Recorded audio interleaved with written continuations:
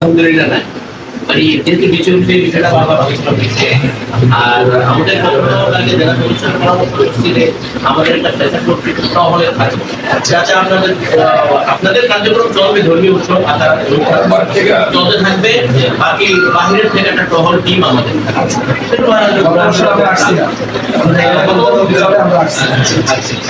আসলে মূলত আশা হলো আমরা ছোটকাল থেকে আমি তো আমার ব্যাকগ্রাউন্ড কিন্তু স্কুল কলেজের আমি আমি কলেজে আমি ব্যাকগ্রাউন্ড আমার আমরা সদর চামড়া আছে না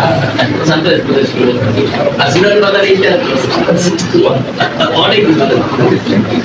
আসলে মূলত একটা রাষ্ট্রে নাগরিক বসবাস করে সেখানে কোন সম্প্রদায় বেশিও থাকে কম থাকে এটাই স্বাভাবিক। যেমন আল্লাহ রাসূল যখন মদিনায় গিয়েছিলেন তখন মদিনাবাসী সকল সম্প্রদায়ের লোক আল্লাহ রাসূলকে শুধু তাদের জান মাল ইজ্জতের নিরাপত্তার জন্য তাকে রাষ্ট্র ক্ষমতায় দিয়েছিল। তখন কিন্তু মুসলমান কিন্তু সংখ্যাগরিষ্ঠ ছিল না, তখন সংখ্যায় কম ছিল।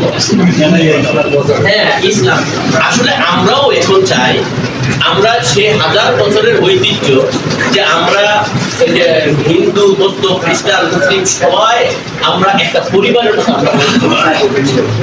এবং এখানে কোনো প্রকারের আমরা সবচেয়ে বড় আশঙ্কায় ছিলাম যখন 5ই অগাস্টের পরে আমরা অনেক দুশ্চিন্তায় ছিলাম। সেই হিসাবে আমরা রাতে কিন্তু ঘুম যাই, কারণ একটা দুষ্কৃতিকারী মহল আছে যে আমাদের বাংলাদেশের সুনামকে বিনষ্ট করার জন্য মানে সামান্য কিছু বিচ্ছিন্ন ঘটনা ঘটিয়ে মানে বিশ্বের দরবার আমাদের দেশের সম্প্রীতি বন্ধনটাকে বিনষ্ট করতে সেই হিসাবে থানা থেকে শুরু করে আমরা এখানে এসেছিলাম অনেক রাত্রে। আমরা হয়তো কার সাথে সাক্ষাৎ হয়েছে আমার সঠিক জানা নাই, এখানে আমরা কিন্তু কথা বলে গিয়েছিলাম কোনো সমস্যা আছে এবং আমাদের পুরান বাজার দায়িত্ব ছিল যেহেতু আমরা দায়িত্ব দিয়ে গিয়েছিলাম। তো সেই হিসাবে আমরা চাচ্ছি যে আপনাদের ধর্মীয় যে উৎসব এটা হলো সবচেয়ে বড় উৎসব, এই উৎসবটা যেন উৎসবমুখর পরিবেশে হয় এবং আমরা যারা আছি এখানে প্রত্যেকটা নাগরিক হিসেবে আমরা দেখতে চাই কে বেশি কে কম এটা দেখার বিষয়।